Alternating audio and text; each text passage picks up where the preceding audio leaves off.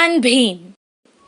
एक बहुत खूबसूरत गांव था। उसका नाम ढोलकपुर था। उस गांव में एक नदी थी जो हमेशा बहती ही रहती थी।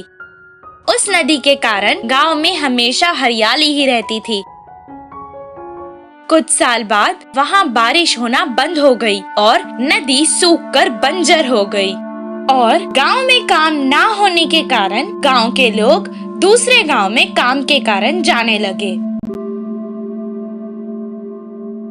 राजू और भीम दो आदमी एक ही गांव में काम के लिए गए। राजू बहुत अक्लमंद था और भीम जैसा उसका नाम वैसे ही वो बहुत शक्तिशाली था। वो आराम से कितना भी भार हो उठा सकता था। उस गांव में एक बहुत बड़ा लकड़ियों का व्यापारी रहा करता था। वो दोनों उसके पास काम मांगने गए। तब वो व्यापारी उनसे कहने लगा, जंगल जाकर लकड़ी काटनी पड़ेगी, क्या तुम दोनों से ये हो पाएगा? हाँ हो जाएगा। ये तो कोई मुश्किल का काम नहीं।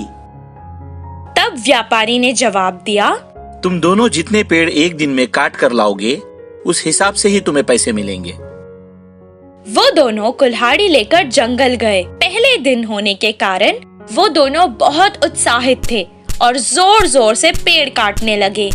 भीम ज्यादा ताकतवर होने के कारण बहुत जल्द ही 10 पेड़ काट चुका था। राजू के लिए ये मुश्किल काम था, पर उसने भी कर दिखाया और 10 पेड़ काट डाले। दोनों का ये काम देखकर व्यापारी ने उन्हें शाबाशी दी और अच्छा खाना दिया।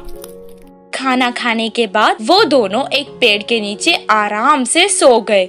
दूसरे दिन उसी उत्साह से वो दोनों फिर से जंगल गए। राजू कल की तरह आज भी 10 पेड़ काट चुका था। भीम ने सिर्फ 8 पेड़ ही काटे थे।